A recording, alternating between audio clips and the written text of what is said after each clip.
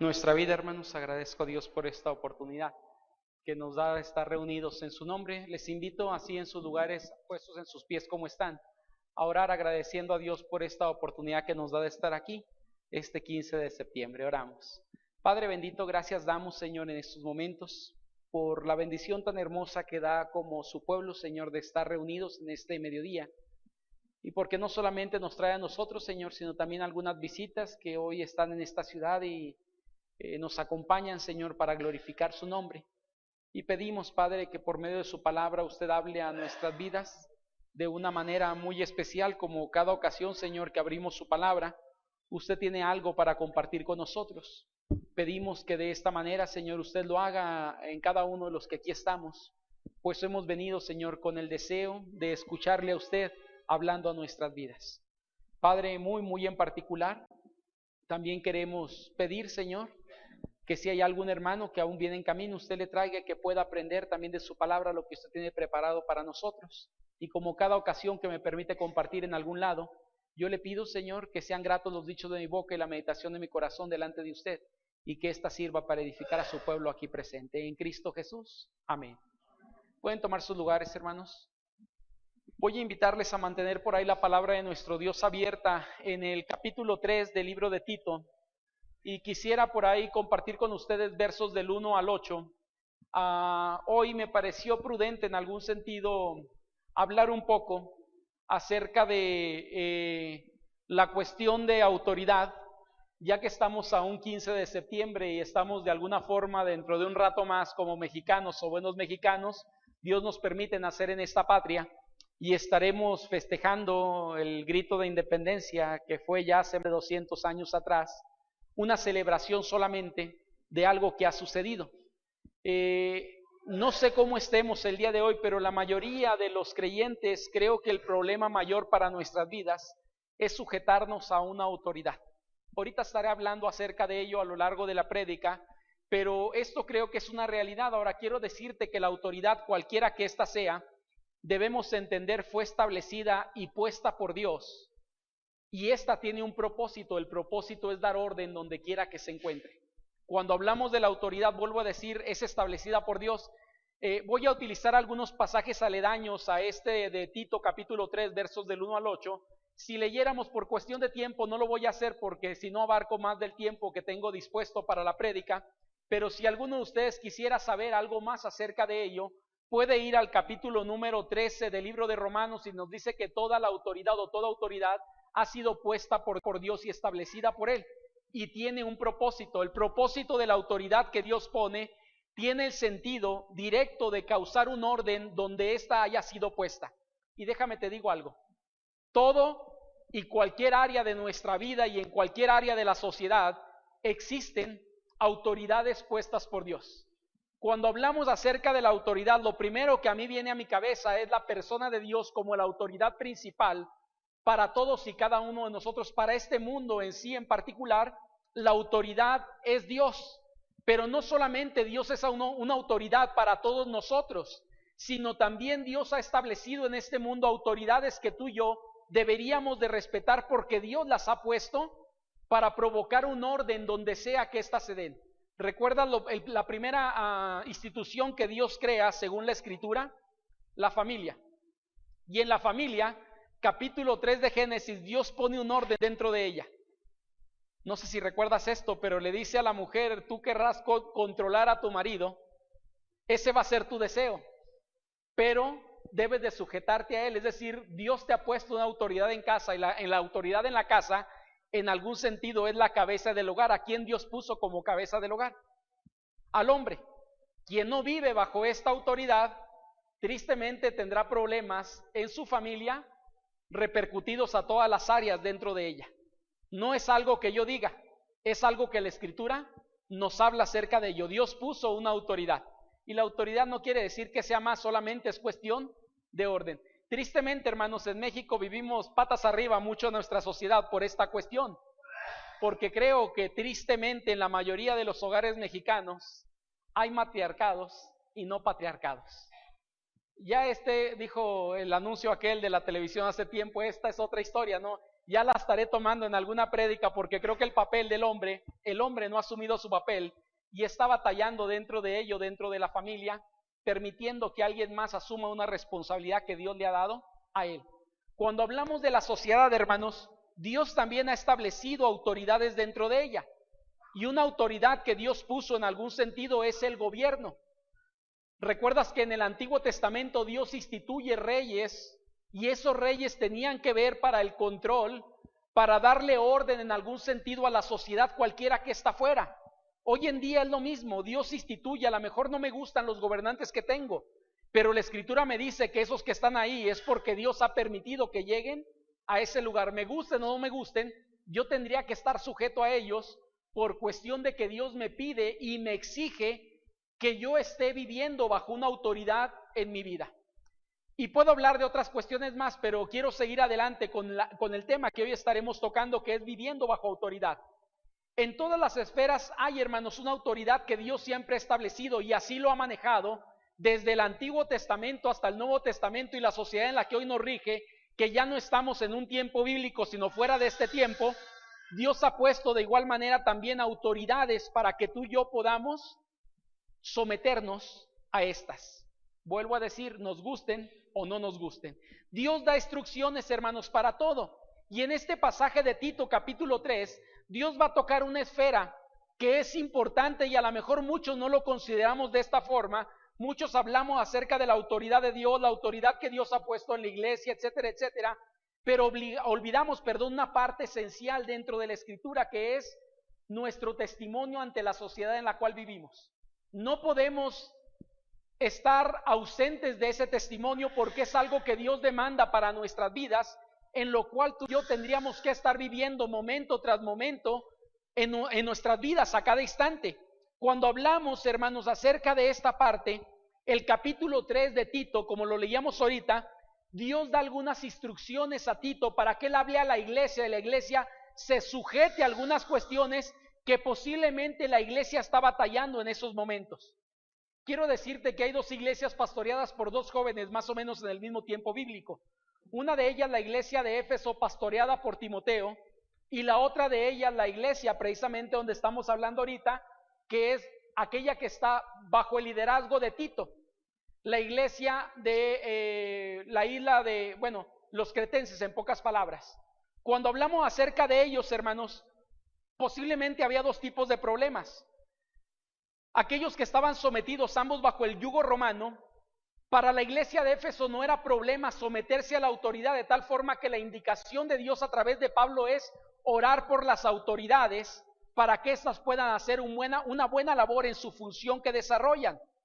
Pero cuando hablamos de la iglesia de los cretenses, que es la iglesia que está pastoreando Tito, hay una indicación diferente y más fuerte, y la indicación es: dile a la iglesia que se sujete a las autoridades que están establecidas, al gobierno y a la autoridad que Dios ha puesto en algún sentido o ha permitido en ese lugar.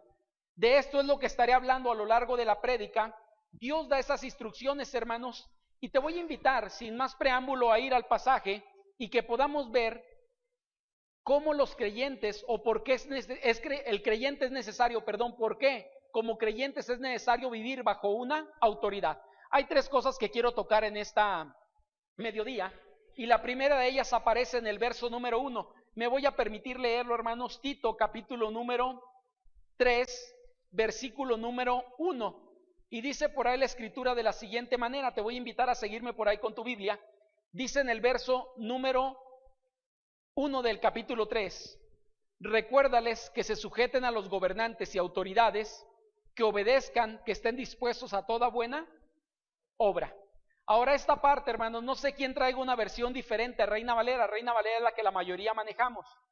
Pero si tú traes alguna versión diferente como NTV, como NBI o cualquier otra, un Reina Valera actualizada de 2015, arriba no tiene el mismo título que Reina Valera 60. Reina Valera 60 maneja el título Justificados por Gracia. Pero cualquier otra versión te van a hablar acerca de los deberes del creyente ante la sociedad.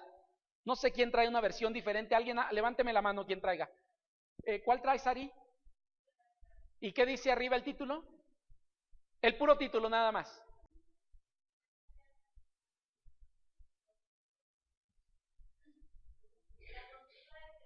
La conducta del creyente. ¿Alguien trae algo aparte de cuál trae, Jimmy? Ok, respeto a las autoridades. ¿Alguien más? Allá atrás, hermano Lugo. Hagan lo que es bueno. Es decir, no sé si podemos darle el sentido. Reina Valera tal vez no se lo está dando con el título. Pero si vamos a la mayoría de las versiones, creo que le están dando un sentido, el cual debería de ser que es la conducta del creyente ante la autoridad y el gobierno. Y esa conducta tiene que ver con sujetarse o vivir en autoridad, bajo autoridad, perdón, por aquellos que Dios ha puesto en algún momento cercanos a nosotros para dirigirnos. En el verso número 1, queridos hermanos y personas que nos acompañan, si podemos ver, Dios no da un mandato aquí. Lo que está dando es un recordatorio de un mandato que anteriormente había dado. No dice, les mando que se sujeten, sino él dice, recuérdales, Tito, a la congregación de los cretenses, que se sujeten a la autoridad, que se sometan a esa autoridad. ¿Por qué lo recuerda? Porque lo que podemos entender es que Dios ya había dicho esto anteriormente al pueblo, y el pueblo cristiano debemos de entenderlo. Por eso no hay una orden, sino un recordatorio de algo que Dios ya le había dado al pueblo para poder vivir en su vida. Y le dice, recuérdales que se sujeten a las autoridades en el verso número 1. Esto aplica, hermanos, también para todos nosotros, porque les decía, creo que la autoridad es un asunto por el cual la mayoría batallamos y no queremos sujetarnos a una autoridad. No sé cómo sea tu vida, a lo mejor solamente hablo de mí mismo, pero tengo un gran problema para sujetarme a la autoridad de Dios día con día. Decisiones que tomo a veces desafían la autoridad de Dios sobre mi vida porque quiero ir en contra de lo que Dios ha establecido. Si tú eres esposa, si tú eres hijo, posiblemente batallas con la cabeza que Dios ha puesto en tu hogar y no quieres sujetarte a la autoridad de padre, al padre, perdón, porque te cuesta. Y algunos hasta ponemos argumentos y decimos, pastor, pero ¿cómo puedo sujetarme al gobierno? Usted está viendo toda la serie de decisiones malas que están tomando. Usted está viendo que mi papá no es el mejor padre, hay otros mejor que él. ¿Cómo puedo sujetarme a una persona así? ¿Sabes?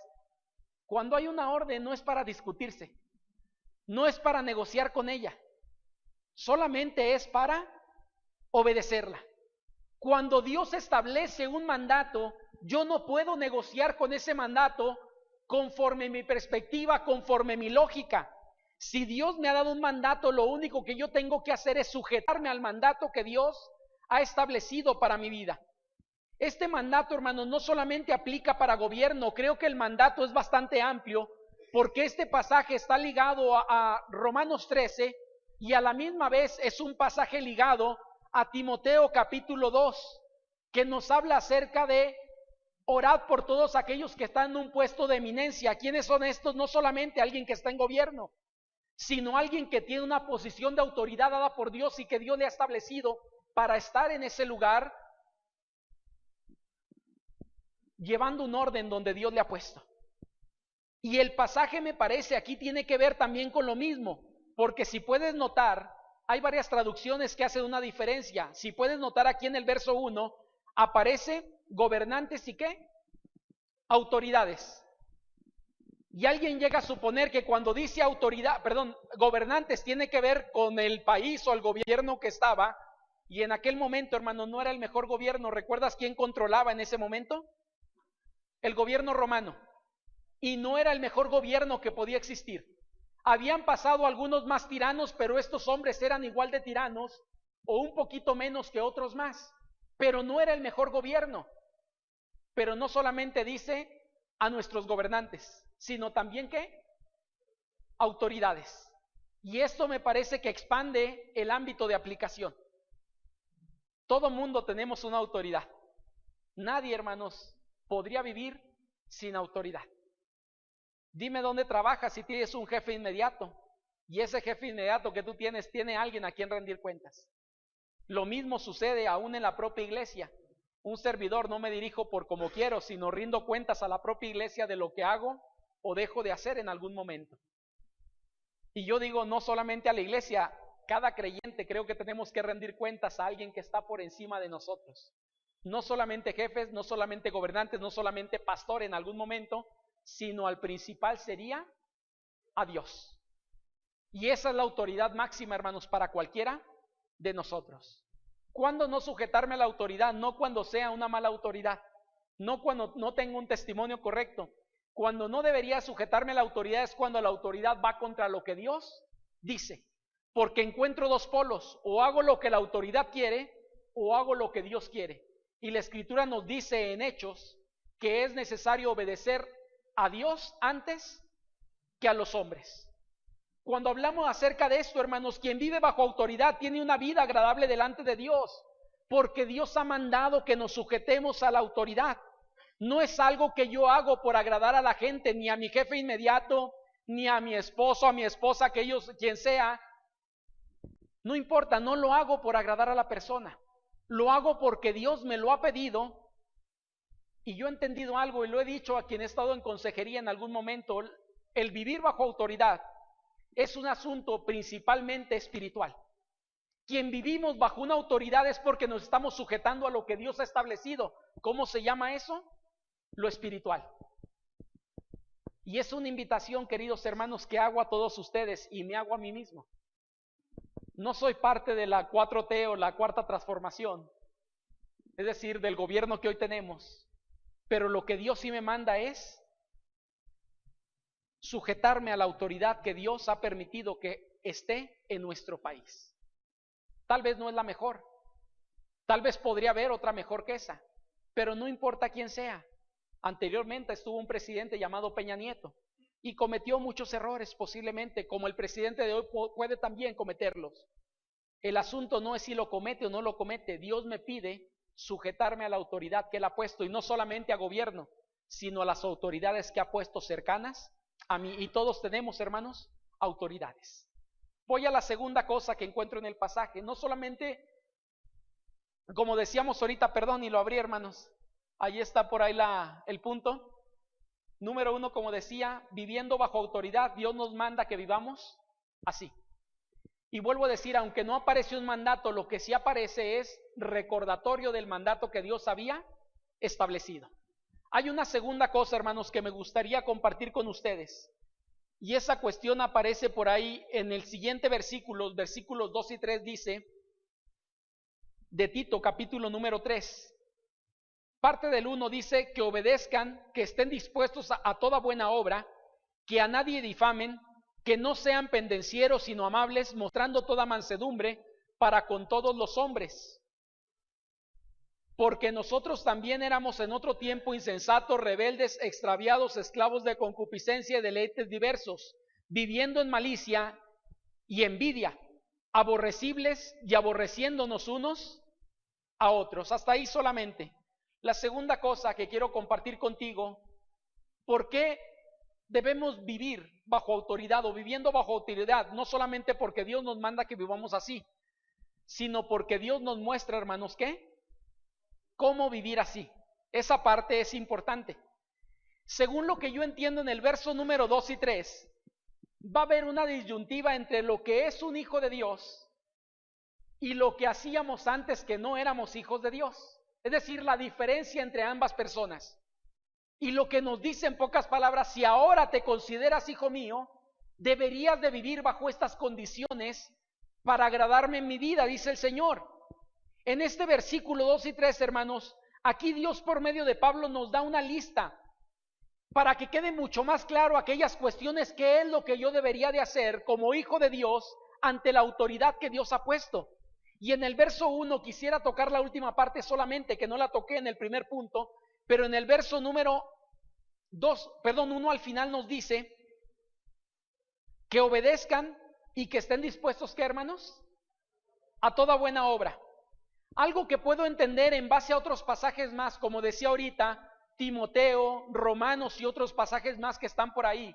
¿Cuál es la mejor obra, hermanos, que yo pueda hacer ante gobierno? Orar por ellos. Creo que esto es lo mejor que yo puedo hacer por ellos. Puedo pagar mi impuesto, pero te pregunto, ¿solamente yo pago impuesto? No, también el no creyente está obligado a pagar impuesto, aunque a veces se evade, pero está obligado a pagar el impuesto. Obedecerlo, solamente yo puedo hacerlo. No, también la gente, hay gente que lo hace, Pero lo mejor que yo puedo hacer ante el gobierno que Dios ha puesto, me parece, como creyente hoy en día, es orar por ellos. Y yo creo que hay dos cosas por las cuales podríamos orar por el gobierno que hoy tenemos. Número uno, por la salvación de sus vidas. Que Dios permita que en algún momento aquellos que están en ese puesto de eminencia, Dios pueda traerles con su gracia para darles salvación. Y segunda cosa, para que Dios les dé sabiduría para hacer correctamente y la toma de decisiones que ellos tienen que hacer momento tras momento. ¿De dónde estoy sacando esto? Timoteo, hermano, nos habla acerca de ello. ¿Recuerdas que le dice por ahí Pablo a Timoteo? Te pido, te encarezco, que ores por las autoridades, por aquellos que están en eminencia, para que podamos vivir quieta y reposadamente. Es un pasaje que aparece en Timoteo y es una obra, hermanos, que tú y yo podemos hacer. ¿Por qué la traigo a colación en este momento? Porque en el pasaje se nos dice que el creyente debe estar preparado para toda buena obra. Y cuando hablamos de buena obra, vuelvo a decir, es pago de impuestos y muchas cuestiones, pero la más obra o la mayor obra que tú y yo podemos hacer por la autoridad que está puesta el día de hoy y cualquier autoridad que esté puesta en cualquier momento es orar por ellos para salvación y para que Dios les ayude a tomar decisiones sabias en medio de la administración que están poniendo. Dios, hermanos, nos llama a estar preparados para esa buena obra. Y como lo dije ahorita, la mejor es orar por ellos. El verso número 2 nos da algunas cosas que solo podemos hacer con la ayuda de nuestro Señor Jesucristo. En el verso número 2 aparece, hay una serie de cuestiones que me gustaría compartir contigo. ¿Qué es lo que tú y yo deberíamos de hacer en nuestra vida? Según Tito, o Pablo a Tito le escribe y le dice en el verso número 2, que a nadie, ¿qué, hermanos? Difamen. ¿Sabes que esta es una cuestión que normalmente hacemos la mayoría de nosotros? Nos encanta difamar a la gente, tal vez aún a pesar de que somos creyentes, batallamos con esta área. Y hablamos de cosas que ni siquiera nos costan, pero las ponemos como si fueran una realidad. Cuando alguien está haciendo esto se llama difamar. Y no me dejarás mentir, pero encontramos en artículos de periódico, encontramos en internet un montón de cosas que tienen que ver con difamar a aquellos que están en algún momento en autoridad, para restarles esa autoridad que Dios les ha dado en algún momento. La Biblia nos dice que a nadie difamen, que no sean, ¿qué, hermanos? Pendencieros. ¿Qué quiere decir esto? Pleitistas, en pocas palabras. La palabra pendenciero en otras versiones se traduce como pleiteros o crear pleitos, o la gente que le gusta el conflicto, en pocas palabras. Dios nos dice, quien vive así realmente no está respetando la autoridad. Para respetar la autoridad se requiere que no seas pendenciero. Y luego vienen algunas cosas también positivas, sino que, hermanos, amable, mostrando toda mansedumbre para con todos los hombres. No sé si te das cuenta con esto, pero esto para mí es lo más complicado que puede haber. Porque no dice mostrar algo de mansedumbre para algunos. No dice mostrar la mansedumbre para algunas personas. O no dice toda mansedumbre para algunos solamente, sino lo que el versículo nos dice es toda mansedumbre, ¿para qué? Con todos los hombres. Y no sé si recuerdas que es una persona mansa, pero hemos tocado esto. No es lo mismo ser manso que ser menso, lo he dicho en algunas ocasiones, pero la mansedumbre tiene que ver con una persona que es tranquila para arreglar alguna circunstancia y no se exaspera, sino que puede sujetarse con mucha facilidad. Tal vez uno de los hombres más mansos que ha existido, aparte del Señor Jesucristo, que es el ejemplo superior de todo, estamos hablando de un hombre llamado Moisés. ¿Recuerdas su nombre? Llamado como el más manso posiblemente que ha pisado la tierra. Alguien que obedecía a Dios en muchos sentidos y era paciente. Claro, en algunos momentos se exasperaba, pero si tú y yo hubiéramos sido Moisés, yo creo que en el primer año renuncio al ministerio de 40 años en el desierto con ese pueblo socarrón que llevaba 600,000 varones sin contar mujeres ni niños.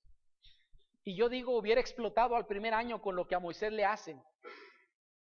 Pero en medio de ello es un hombre manso. Y Dios llama a todos nosotros a vivir en esa mansedumbre y nos dice, sed mansos, o toda mansedumbre, mostrar toda mansedumbre para toda, ¿qué, hermanos? Persona. Esta parte, hermanos, vuelvo a decir, creo que la que más nos cuesta o nos cuesta mucho a la mayoría. En el verso número 3 aparece en contraposición cosas que son lo contrario a lo que sería vivir en autoridad. ¿Por qué? Porque dice, si hoy podemos vivir en autoridad los creyentes es porque Cristo a través de su Espíritu Santo nos ha dado la capacidad que antes no teníamos para vivir bajo esta condición. ¿Por qué digo esto? Porque el verso número 3 nos va a decir lo siguiente, hermanos. Si quieren verlo por ahí, porque nosotros también éramos, ¿qué? En otro tiempo. Ojo con esto, hermanos. Dice nosotros éramos, ¿a quién se está refiriendo?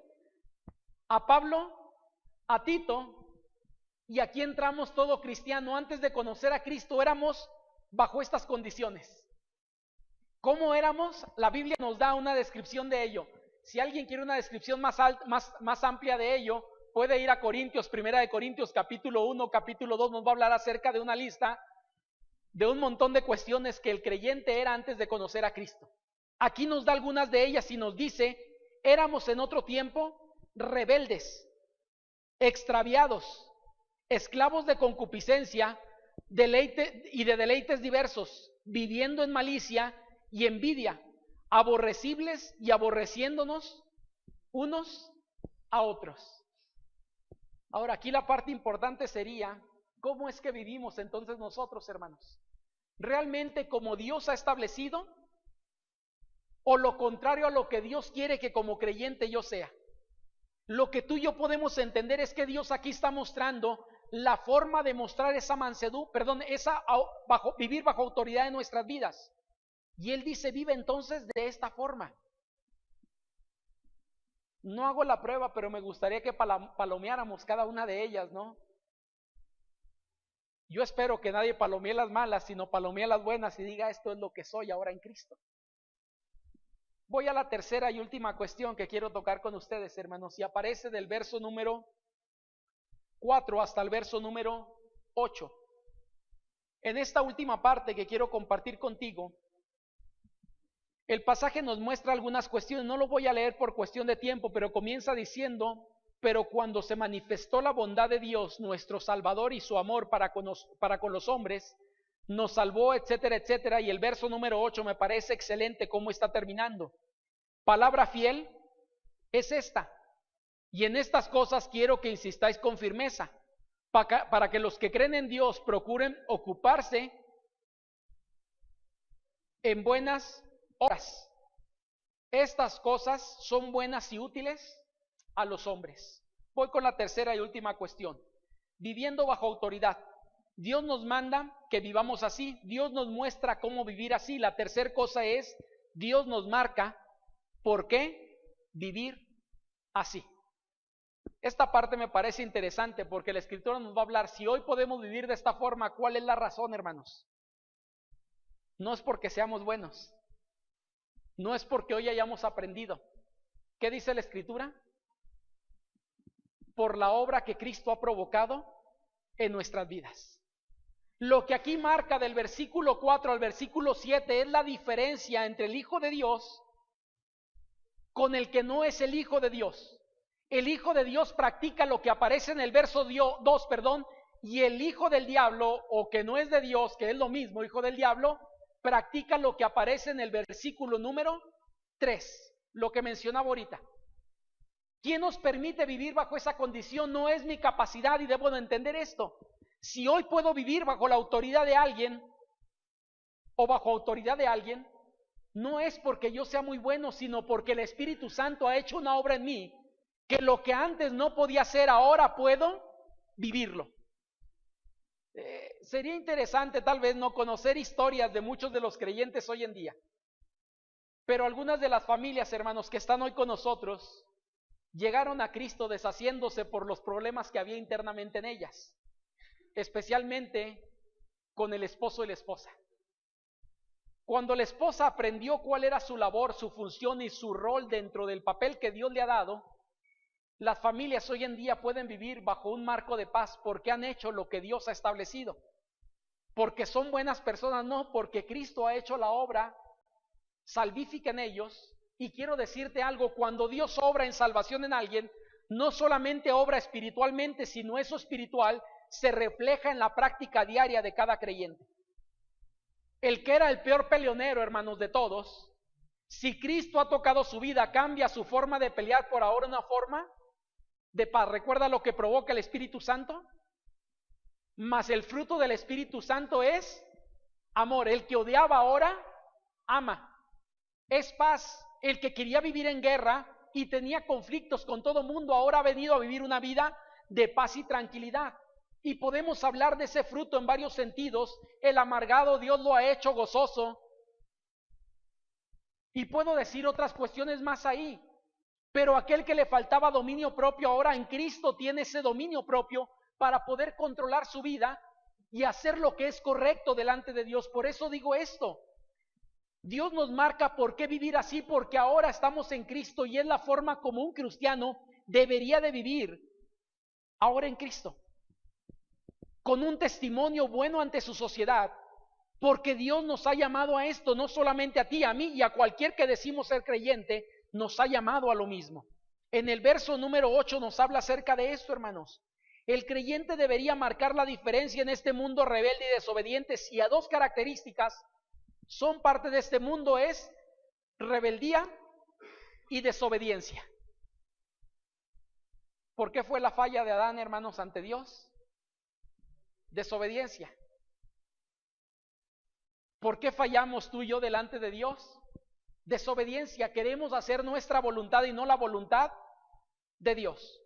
Y quien es desobediente se convierte entonces en un rebelde delante de Dios. El pasaje nos dice que el mundo en el que hoy vivimos es un mundo marcado por la desobediencia y la rebeldía.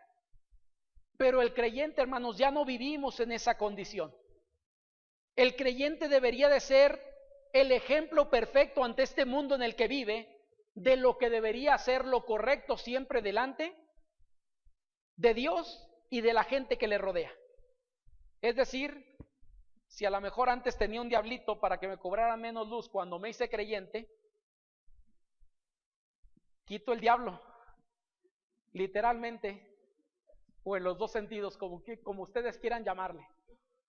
Tanto el diablo sale de mi vida como el diablito sale de mi medidor para hacer lo que es correcto delante de Dios y de los hombres.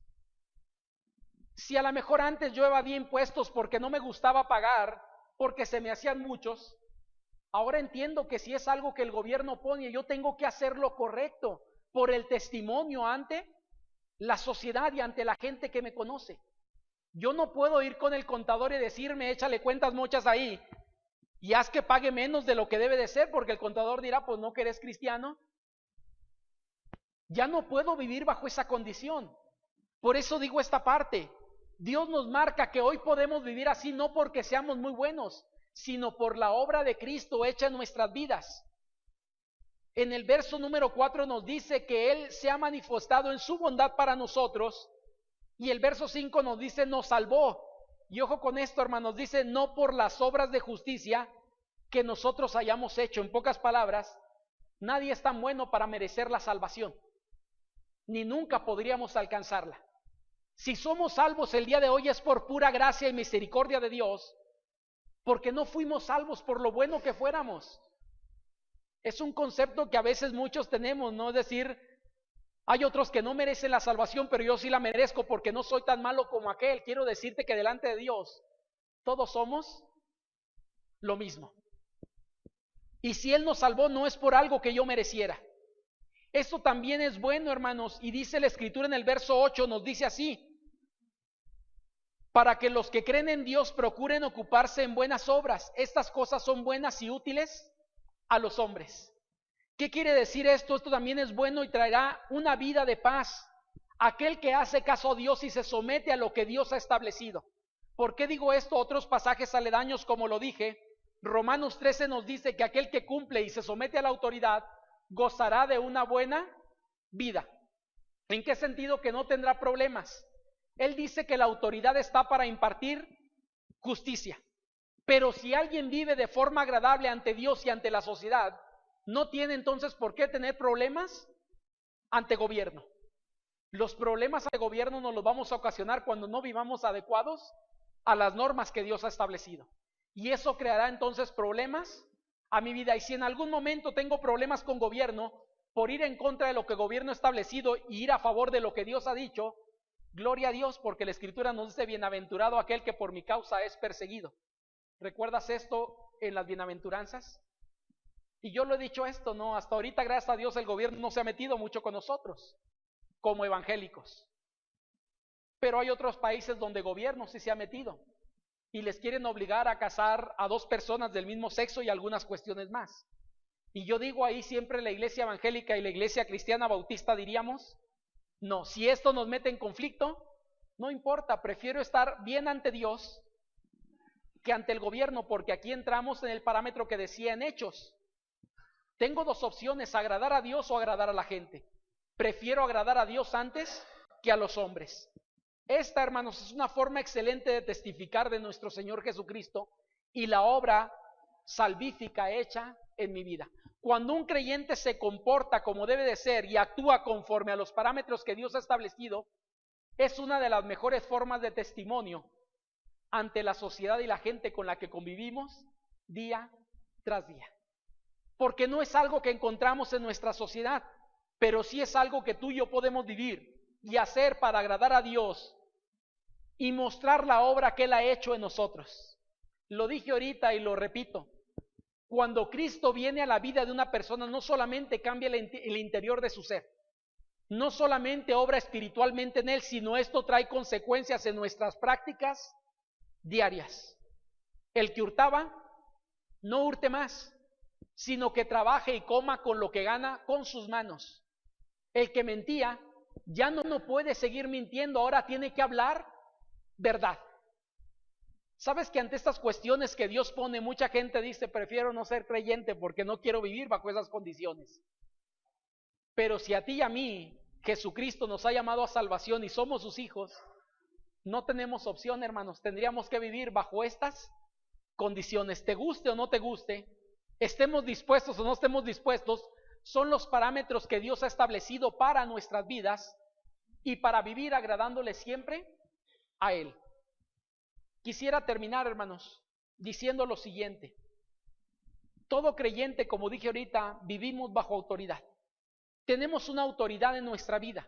La máxima autoridad es nuestro Dios, pero aparte de Dios, Dios ha puesto autoridades cercanas a nosotros y Dios nos llama entonces vivir bajo esa autoridad que Él ha puesto en nuestra vida.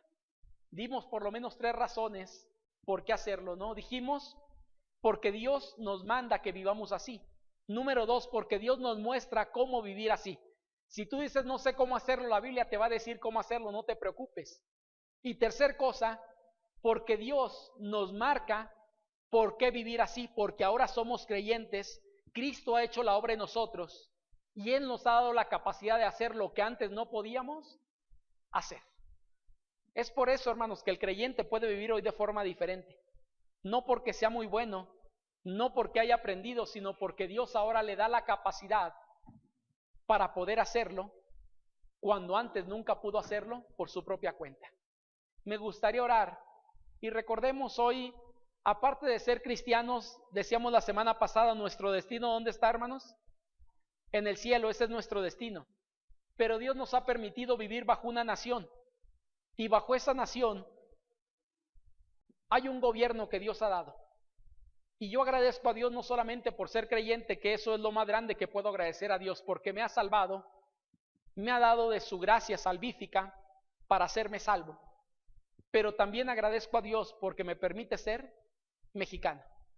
A lo mejor alguno de ustedes o alguno de nosotros quisiéramos haber nacido en otra nacionalidad. Dios no lo concedió, y si te permitió ser mexicano, nos ha puesto en este país. Y si nos ha puesto en este país, nos ha puesto para influir a la gente que tengamos cercana a nosotros. Hoy en la noche, normalmente cuando damos el grito, nos sentimos muy mexicanos muchos de nosotros. Y hasta se nos enchina la piel cuando se escucha el Viva México. Yo digo, recordemos no solamente que es un asunto de cada 15 de septiembre de cada año. El vivir bajo autoridad es un asunto del diario, y lo mejor que yo puedo hacer es orar por aquellos que Dios ha puesto como mis autoridades. No son las mejores, pero si Dios las ha puesto, me llama a orar por ellas para que ellos puedan ser sabios en la toma de decisiones. Oramos. Padre bendito, gracias damos, Señor, en estos momentos por la oportunidad que nos brinda de poder meditar, Señor, en su palabra. Porque a través de ella, Señor, siempre encontramos algo para nuestras vidas. Y hoy podemos encontrar, Señor, en ella, a través de este pasaje y otros más, que usted llama a toda nuestra congregación, aquellos que somos creyentes, Señor, que hoy nos visitan, es el mismo llamado para ellos que para nosotros. Usted nos llama, Señor, a vivir bajo autoridad. Y vivir bajo autoridad, Señor, nos da las razones para poder entenderlo, pero más que todo, Señor, permítanos poder practicarlo. Que podamos, Señor, sujetarnos a aquellos que usted ha puesto por una autoridad en nuestra vida. Y que seamos obedientes a usted, Señor, agradables a usted. Y si hacemos esto, seremos agradables también ante la vida de aquellos, Señor, que usted ha puesto en ese lugar de eminencia. Nos ponemos en sus manos y pedimos, Señor, que lo que hoy encontramos en su palabra nos permita vivirlo día tras día en nuestras vidas. Y que no solamente hoy, que es 15 de septiembre, podamos tener en mente nuestras autoridades, orar por ellas, sino que día tras día, Señor, en nuestros tiempos devocionales o en nuestro tiempo que estemos en comunión con usted, nos acordemos y oramos, Señor, podamos orar por aquellos que usted ha puesto para dirigir nuestro municipio, nuestro estado, nuestro país, Señor, pero sobre todo para que usted les permita, Señor, alcanzar la salvación y también tomar buenas decisiones bajo la sabiduría que solamente proviene de usted de lo alto y que usted puede dar, Señor, a aquel que la pida, se la da abundantemente y sin reproche. Gracias, Señor, por su palabra y gracias porque nos permite, Padre, seguir aprendiendo de ella día tras día. En Cristo Jesús. Amén. Que el Señor les bendiga mucho, hermanos.